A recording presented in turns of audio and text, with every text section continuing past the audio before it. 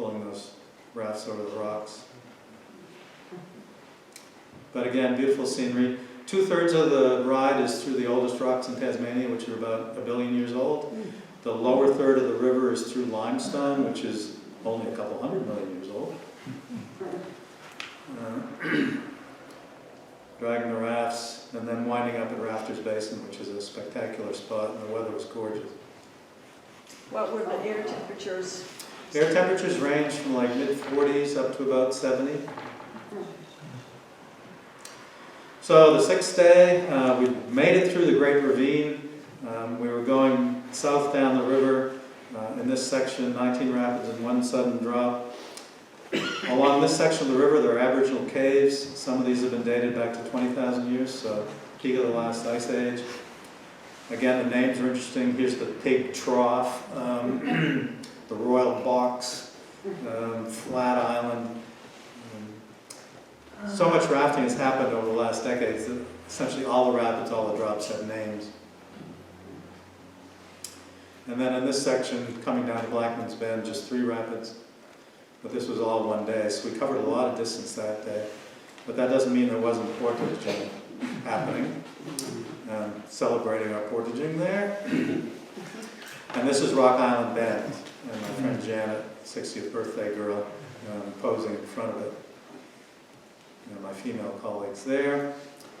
This was difficult to get to. There was a drop and rapids directly above it. You can see here, up here are some helpers that are helping the guys who are down here on this cliff face, getting the raft, which is fully loaded, through this particular drop and rapids.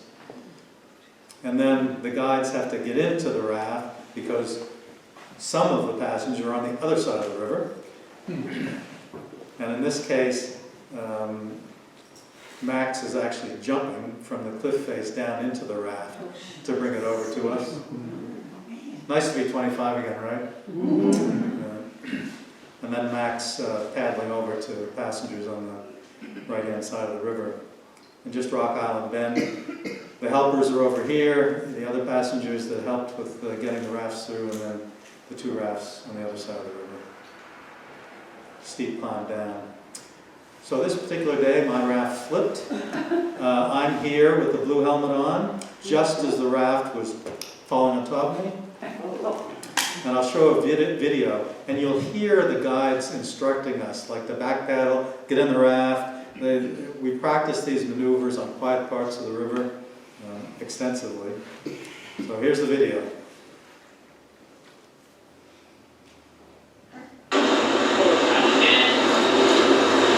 That's me in the blue helmet again. The guy behind me was wearing a GoPro on his helmet.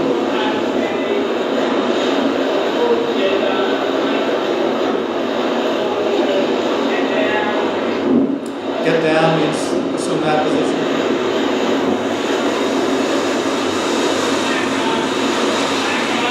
Get back up. Back pedal.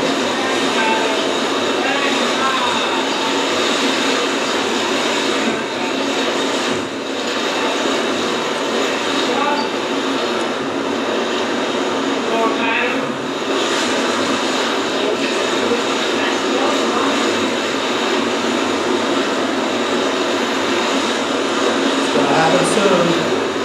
Keep your eyes peeled.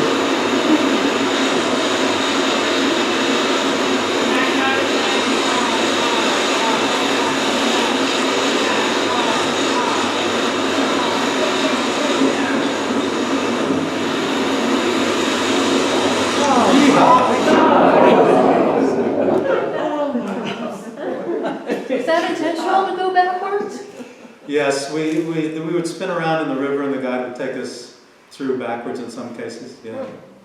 So anyway, I wound up under the raft and I could not get a grip on the raft, so I went down through these rapids in just my life preserver and my helmet with my feet up. Feet up is very important. And so the next video you'll see the rapids that I went down through. You'll also see at the end of this video, at the end of this particular clip, you'll see the guide on top of the upside down raft, steering it down through the river, but it's pretty small, so you have to be up close.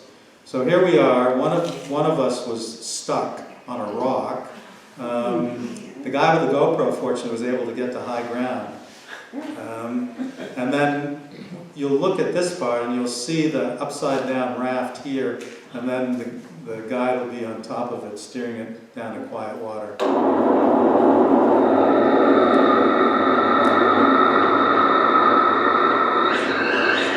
So there's the raft there upside down that I fell out of, and everyone else fell out of. And she's still stranded there. Question. It was good to finish that day, yes. What is that person holding on to? The lady who was standing up. She's just holding on to the rock. The water wasn't that How deep. do you hold on to a rock? Well, these rocks have a lot of hand grips. So. Did she have to go feet forward to get out of there? Somebody. I wasn't there, so I was way down at the bottom of the rapids. So I didn't see how she managed to get ashore.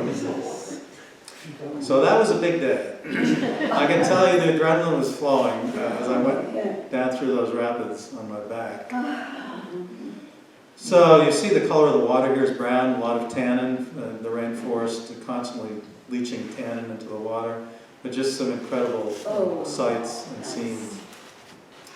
The last day of rafting, we went from here all the way down to here, and there was a lot of paddling, a lot of sort of still water, and this is in the limestone country. 19 rapids, 2 sudden drops, but all these aboriginal caves along this part of the river.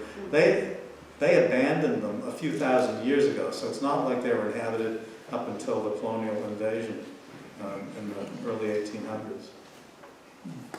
So all in all, I said about 200 rapids, about 17 sudden drops. We wound up at Sir John Falls. For those of you who are history buffs, Sir John is named after Sir John Franklin, who was governor of the state of Tasmania in the early 1800s, and then he moved to the northern hemisphere and did the Franklin expedition in the Northwest Passage, and all his ships were lost, all the people were lost, and the Eskimos knew what happened, but no one believed the Eskimos until they actually found the Franklin expedition's remains in the Arctic. Yeah, so just beautiful scenery. Somehow, the guides brought bottles of champagne that survived all this. They know it's important. And we celebrated when the Franklin met the Gordon. And on the last day, we took a sailing motor yacht from Sir John Falls all the way up the Gordon River through Macquarie Harbour up to Strawn, and then Strawn we drove back to Hobart. Sarah Island is one of the worst penal colonies ever, so the worst of the worst criminals that Britain exported to Tasmania wound up on Sarah Island because it was so remote and isolated. So this is our final time on the water. It was aboard Stormbreaker. We had to load all our gear, deflate the rafts, and put it all on this motor yacht, and then steam through Macquarie Harbour. And that's us at anchor. And all I got was this lousy t-shirt. So next I'm going to talk about a tragic accident that happened exactly 3 months before I did the raft trip, but this information didn't come out until after I'd rafted the Franklin, which is probably good. I might not have signed that waiver form. So this is a rescue story from November of last year. There were 11 rafters from Lithuania, and the person who had to be rescued was Valdis. I can't pronounce his last name. They are serious rafters. They wanted to expedition raft the major challenging rivers on each of 5 continents. This was their last continent. They'd done 4: South America, Asia, South America, Africa. These guys are serious, and they're all guys. So, Valdis had the misfortune here in the course gauge, which we obviously rafted through. This is him here. You'll see him fall into this ravine. Oops.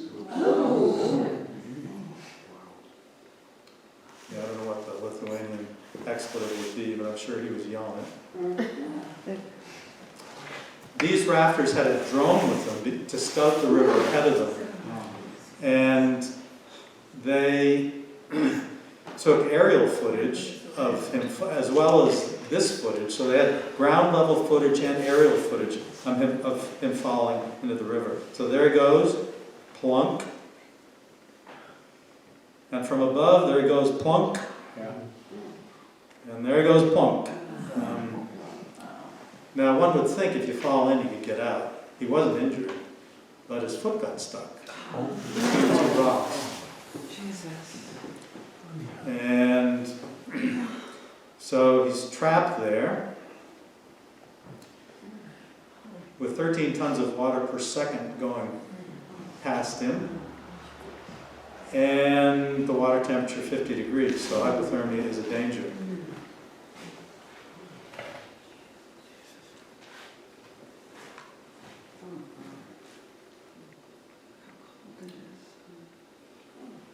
And he's 65 years old. Sure.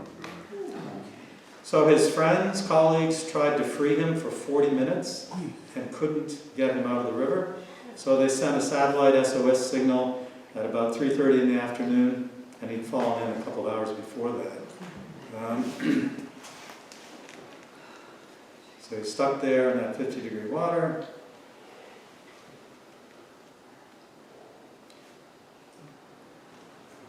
So a helicopter arrived from Hobart.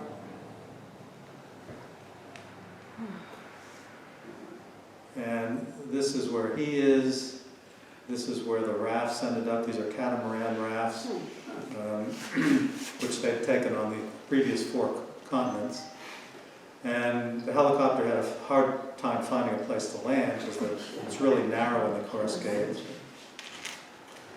So the rescue team from Hobart consists of police, paramedics, doctors, swiftwater rescuers. So swiftwater rescuers are trained to rescue people in floods, in surf in the ocean, if there's undertow. And this team and all their equipment, they had like 1,000 pounds of equipment, was winched down from the helicopters over 5 hours, starting rather late in the afternoon. So as I said, 1,000 pounds of gear. There were 57 winches up and down to get this equipment. There was a jet belonging to the Australian government that was sent to enable communication from the river up to the jet to Hobart, to medical staff at the hospital in Hobart. Fortunately, it was only a 30-minute flight between Hobart and this accident site. But how long's the guy been in the water now? Since early afternoon. So this picture is 7 o'clock at night, so he's been in there 6 hours. The swiftwater rescue trying to get him out there. They gave him hot food and drink every 30 minutes. Overnight, they had all kinds of equipment like jaws of life and balloons, and even had a jackhammer out there. This video clip describes what they were trying to do. I've got a hydraulic jack and I've got airbags. When we started using the hydraulic equipment, there was a gap where I could get the tips of the spreaders in. The theory was to try and spread, get a little bit of movement in the rock, enough so Nate could actually pull Vanos's leg out. That didn't work. There was some talk around, could we jackhammer some of the rock, but that wasn't super practical. Could have actually made things worse. Okay, the next morning, he was clearly suffering from hypothermia. He was given pain medications. First thing the next morning, they said, we're either going to have to amputate your leg or you're going to die here. As I said, communication was almost impossible from the river up to the jet, which ran out of fuels, so they had to abandon that. So they decided to amputate just before 7 o'clock in the morning. And this is a view from the helicopter down into the Cascades.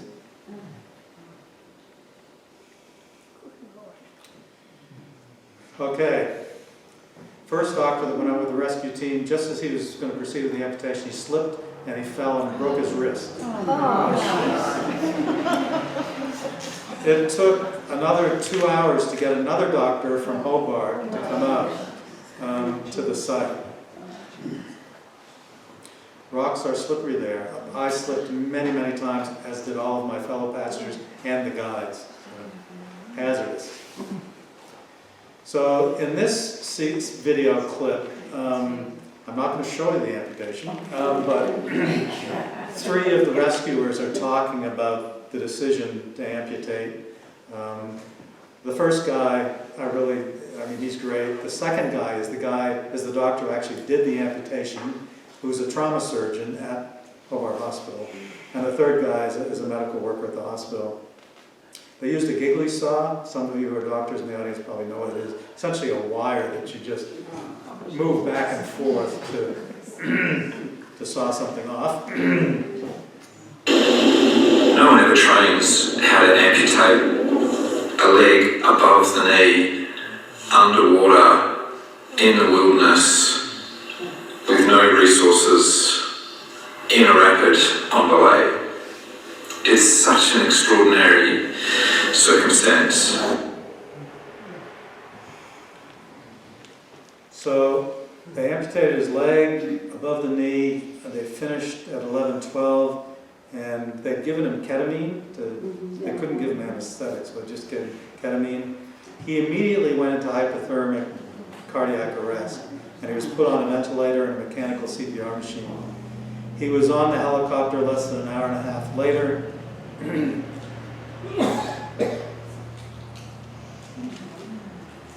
And 90 minutes from the amputation to Hobart Hospital, he was on the ventilator and a CPR machine. And then he was in a coma for 4 days on a heart-lung bypass machine in Hobart. And here we have the 3 medical rescuers talking. If your heart stops beating on the side of the Franklin River, you're toast. Except that Vallis died of a hypothermic cardiac arrest. And it's one of the really unique ways where you actually have a chance. In hypothermia, all your body systems slow down and almost stop. It's a unique situation where human beings can actually survive quite long periods of not breathing or very little heart activity. In that situation, we can use ECMO to restore blood flow to the body and then also warm the body up in a controlled and safe fashion to the point where we can then restart the heart. But there's still a lot of uncertainty, and we thought it was more likely that he would not survive. So, he did survive, but there was a possibility of brain damage given how long he hadn't been breathing and his heart hadn't been beating. But he says he awoke hearing a hymn playing over and over in his head, and he didn't know whether he was alive or dead. So he was wondering whether he was in heaven or hell. But thankfully he was conscious and he woke up. So he was in the ICU for a total of 18 days. He had no brain damage, and he was in the hospital for 2 months after this. So in this photograph, this is the surgeon who amputated his leg in the wilderness, and then because he's a trauma surgeon at the hospital, he looked after him in the hospital as well. These are the swiftwater rescuers, the police, the other paramedics who helped save him. And then, given that he was 2 months in the hospital, it was a huge care team that looked after him. What he said about this, so the Australian people were fantastic. It brings a tear to my eyes when I remember their care. If it had happened in a place other than Australia, heaven knows what would have happened to me. He'd be dead, right? He said, I survived, I endured, that's the greatest joy, is for a leg, that's not a problem. The main thing is being alive, and life is a beautiful thing. So here he is. He wants to finish rafting the Franklin. He did sustain some brain damage.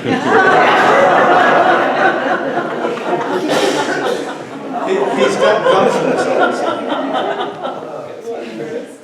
Okay, the last part of this talk, and it'll be fairly brief here because I know it's getting late.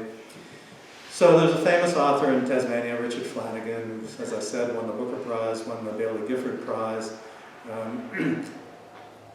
Much of his written work, novels and nonfiction, has to do with his near-death experience on the Franklin when he was 21 years old. So he grew up in a small mining town in the west coast of Tasmania with his much-loved mother Helen and his father Arch. Arch had survived enslavement at a Japanese prisoner of war camp. This was the same camp that the bridge over the River Kwai was filmed. So his father had been through a lot. And it was in that part of Tasmania, wild and rugged, that Richard grew up. When he was 21, he was kayaking when he became stuck at the bottom of a rapid with the boulders. The next slide, I'll actually show you what happened. He thought he was going to die there. He was there for hours. His quote was, "I did not wish to die. I was 21, but death was choosing me." And after he was finally rescued, he felt like a completely changed young man and never felt the same since. So on this particular trip, when he was 21, he was in a kayak. And this is a picture of Richard, probably when he's about 60, kayaking the Franklin. What happened was he went over a drop. The front of his kayak got wedged between two rocks and buckled. And that trapped his legs in the kayak, and water was cascading over his head. And he was there for many hours. And his first book, Death of a River Guide, basically imagines himself dying in those circumstances. So this was his first novel, and his most recent book is Question 7, which is a nonfiction book. And the last chapter of this book, he finally tells the truth about what happened when he was 21 in the river. And it's painful to hear him actually talk about this. A few quotes from something he wrote in 2013. "I've always found the Franklin a strangely disorienting world. Those rank rainforest odors of decay and growth, the sensation of mist forming water beads on your face, the sense of a rising river throbbing beneath your raft, the tenderness of its lower tranquil reaches with its weeping huon pines and the weary sagging cliff faces and circling sea eagles, its moss-hued grottos and caves, a world that made me painfully aware of my own insignificance, and so physically overwhelming that at times I no longer felt sure if I had any personality." He goes on to say, "To be on the Franklin is to realize you and your works don't amount to much, if anything. You shoot a rapid, your raft flips, people and gear go everywhere, and if you're the river guide," and he was a guide on the river later in his life, after he was 21, "you have to get back on that upturned boat and start hauling in the rafters and the lost gear as quickly as you can. And perhaps that's what I've been seeking to do ever since I first kayaked the Franklin so long ago."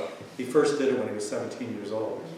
"For what defense do we have against the terror and beauty of nothingness, other than to make an ark of our soul and our work, and to haul over the rapids and into it all the things and all the people we have known and loved, all that is forever on the verge of vanishing, and with them laughing, joyful, amazed at who and what and where we are, continue journeying into the magnificent unknown, that vast perhaps."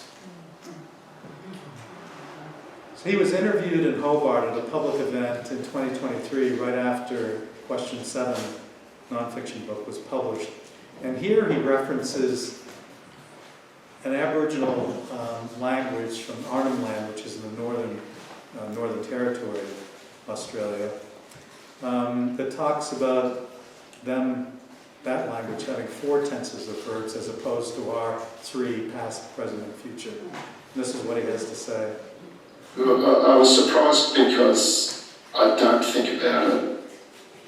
His accident. But when I had to think about it, I realised that it never stopped. What do you mean it never stopped? There's a beautiful essay I was sent by a young Yolngu woman from northeast Arnhem Land called Sienna Studs.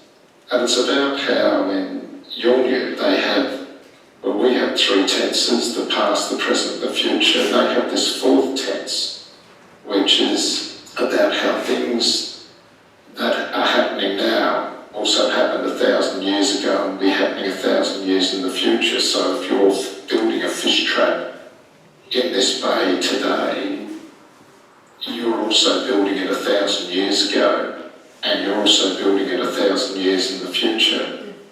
And it's a very beautiful idea because it makes you think fundamentally differently about the land and people, how you think about your responsibilities to what has been and your responsibilities to what will be.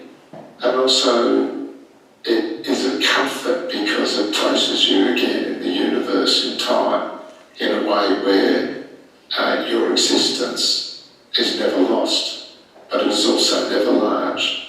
And it was the experience I have of being in that air pocket, in that rapid for several hours, was the same thing, except it's a terrible experience that I was there dying for a time because it became so, it reached a point where I realised I was leaving, and that sense that I'd left my body and that I'd gone somewhere else has never left me. And when I was rescued and I returned to someone else, and the world was different ever after. And after that, nothing mattered very much to me except the people I loved.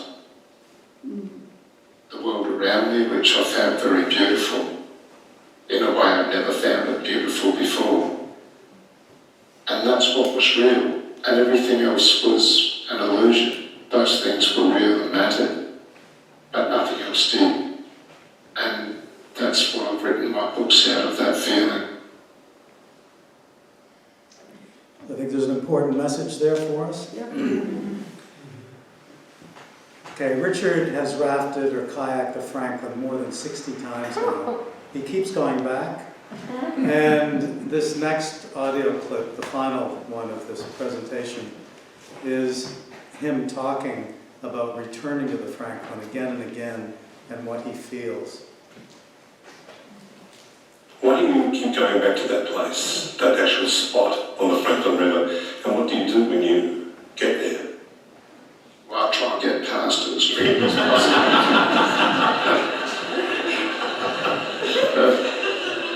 I don't like it.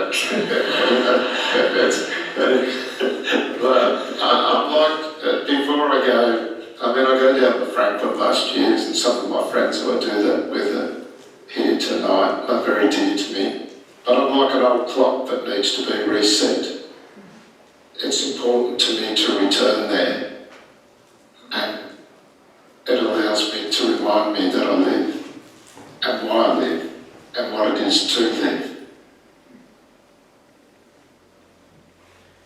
Okay, we're almost at the end now, but I'm going to carry you back to the 1980s with a protest song that the Franklin, Save the Franklin supporters made.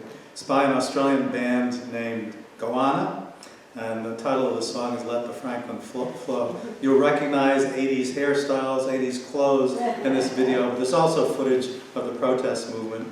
The first stanza is, "O Tasmania, the hardest heart could understand, just to feel your wilderness, your silence sings to me." And then the refrain, which you'll hear many times, "Let the Franklin flow, let the wildlands be, the wilderness should be strong and free, from Kudikina, which is an Aboriginal cave, to the southwest shore has to be something worth fighting for."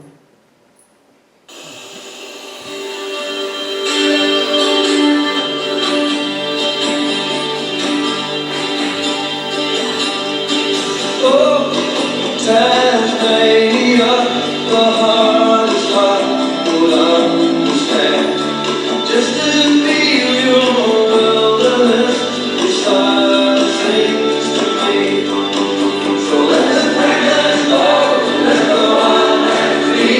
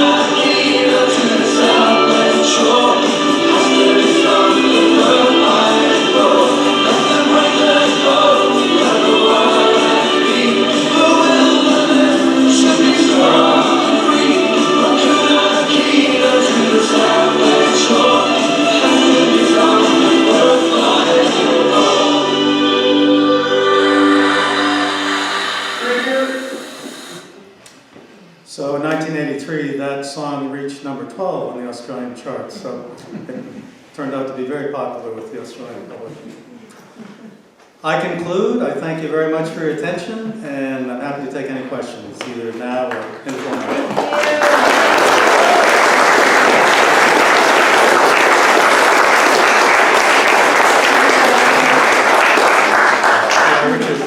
Was this a lifelong dream of yours to raft the Franklin, or was it an impulsive decision last year?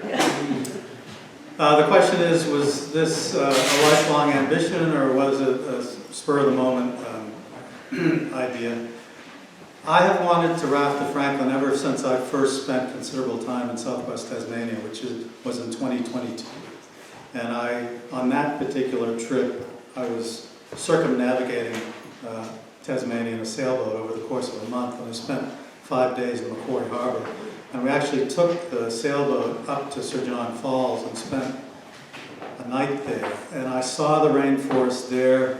I got bitten by my first leech, drank straight out of the river water, and I just thought it was a magical place. So in the 3 years leading up to the raft trip, I kept thinking about the opportunity to do it. Yes? Yeah, Mr. Flanagan's words are profound. I noticed that the title was question 7. Is that random, or is there 1 through 6? Do you know the deal about that? Question 7 comes from a Chekhov novel, and I can't remember the exact words, but it's something to do, if a train leaves a station at 7 p.m. and is due in at 5 p.m., what if the train actually leaves at 9 a.m., what time will it get in? And then the question after that is, who loves more, a man or a woman? Chekhov. Chekhov. Okay. I think I've got the exact quote here somewhere, but it took me a while. Yeah, so it's totally sort of nonsensical or illogical. And yet brilliant. Yes? The Aboriginal caves, is there any evidence that they were inhabited? Oh yes, yeah, they were definitely inhabited. And what about artifacts or paintings?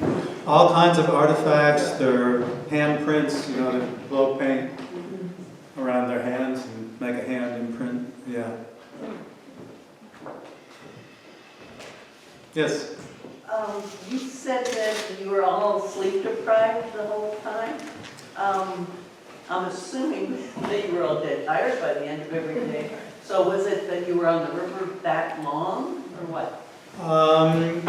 The sleep deprivation came from actually the sleeping circumstances.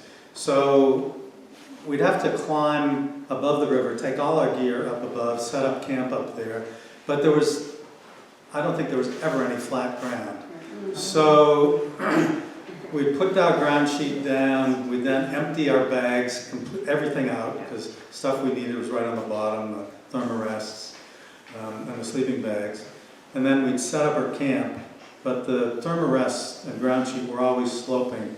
So we were all waking up regularly to climb back on to our thermarest after our sleeping bags had slid off down slope. And that was, and I think after I got back to Hobart, I've never slept so long. I probably slept 12 hours straight. Yes? Yeah. The slide you had with the beautiful lights that kind of look like party, did you have a generator? No, can't be. No, those were solar lights, so oh, okay. They were charged during the day. During the day, Yeah. okay, good. No, we didn't have any generator or anything, no power other than batteries. But now there are power banks, so you can carry power. Denise? After the man was pulled out and his leg was, all of that, did the rest of the expedition go down and finish their trip? Or did they quit? I believe they did continue to, they weren't airlifted out. In his spirit, I'm sure, yeah. Yes. And there's an hour-long Australian Broadcasting Corporation video. If any of you want it, you can, a link to it. It's free on YouTube. I took several clips out of it about that particular accident and rescue. It's really an engaging, compelling documentary because it interviews him. None of the Lithuanians could speak English very well, so that was a big problem.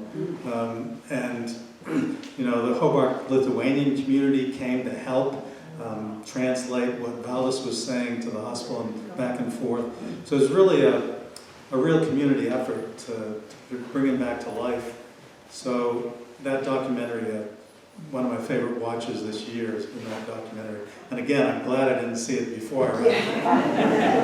Yeah, John? Wildlife, bugs, critters, what was it? Birds. Birds? A lot of birds, like seagulls, for example, and there were even some cormorants. A lot of small marsupials, and occasionally we'd see a wallaby, which is like a small kangaroo. The usual assortment of poisonous Australian spiders, the leeches, fish in the river. So there's life, but it's not teeming with any large. We didn't see any kangaroos, for example. I guess the rainforest is so dense. There's not a lot of food or feed for larger marsupials. Yes. Was the temperature of the water generally around 50 plus or minus? I assume there are no glaciers in the mountains. That's correct. There are no glaciers in the mountains, so the water temperature was fairly constant. And this was sort of mid-summer or late summer that we did this. But yeah, it all depends on rainfall, so yeah. I think probably the water was a little colder in the early summer or late spring for the Lithuanians. So it's probably 55 for our trip, maybe up to 60. Tina. So when you fell off the raft and you were with your head up and your legs out, how long did you have to do that, and how did you get on land or rock or whatever? So time expanded for me. It felt like years, but it was actually probably like 200 yards down through the rapids, and I managed to swim over to the upright raft that was already at the bottom, because the first raft had already gone down without flipping. We were the second in line. So I wound up there. We had practiced pulling people aboard the rafts. We practiced that every day, basically. So my colleague friends pulled me aboard, and I would just slump there for several minutes. I just didn't feel like moving. The adrenaline was pumping. Yes? Did the guides ever have any experience with the rocks somehow cutting the raft? Very occasionally. I rafted the Grand Canyon 40 years ago, and we tore the raft I was How did they deal with it, on twice. Well, yeah, we have to unload it, turn it upside down, patch it. We have a real rafting expert here in the front row. He can tell you all the details about how to fix rafts, but it's very rare that these rafts actually got ripped or punctured. Fortunately, it didn't happen during our trip. Maynard? How many trips is a raft good for? These rafts are each several years old, and I think they do at least a dozen trips a season, so they're pretty tough, yeah. I've got a 45-year-old raft at home that is still good. So this is John Leitner up in the front. He's been a guide on the Kennebec River he was a guide for several decades on the Kennebec, and he's done rafting expeditions like this. I don't know whether after this trip he'll actually want to do the Franklin at this time. It's been on his list. Yeah, David. So Mike, when are you going to go back and do it again? Well, funny that people ask me that, and I say in another life.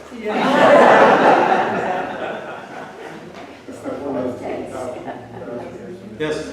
Are there regularly or fatalities on this river? Quite a few people have died on the river, yeah. On guided rafting trips? Well, including some guides have died on the river, so yeah. Hence all those waiver and liability releases. Lisa? I'm standing. What were your typical meals? Were they hot meals at night? Were you cooking, or is it? Hot meals every morning and every night. The guides are also chefs, and we the passengers help. Well, we do most of the carrying. We form a chain gang to carry all the equipment up above where the river might rise to overnight. And they would set up the kitchen area, and they'd also sleep in the kitchen area at night. Yeah, they work long hours. They'd be up at 5 in the morning, and they probably wouldn't get to sleep until 10 at night. And they were had to be on the whole time. So, but they love their jobs. They keep doing it. Yeah, Bruce. What was the elevation change from the put-in to the takeout? I think it's about 1,200 meters, so Yeah. over 3,000 feet. Yeah. And that was 68 miles or? Yeah. Yeah. What was the name of the rafting company that you went with? Very easy to remember, Franklin River Rafting. There you go. I thought so. You going again? Yeah, I wanted to check it out. I have a sign-up sheet in the back. If you know what I think we're safe. Any more questions? Yeah, Denise? Well, it sounded like it was just a very rigorous trip. It wasn't like you were sitting around playing the guitar, listening to tunes in the evening, or, you know, it's just rigorous all the time. Am I right? You never like lying in the sun and reading a book or nothing like that. Well, they recommended to bring a book along, but I didn't open my book. No, it was full on. It was not what I consider in any way relaxing. Upward bound. I mean, we were on flat water, you know, we could kick back and drink our water out of the river and relax a little bit. But overall, yeah, it's physically demanding and mentally demanding, especially when you go overboard.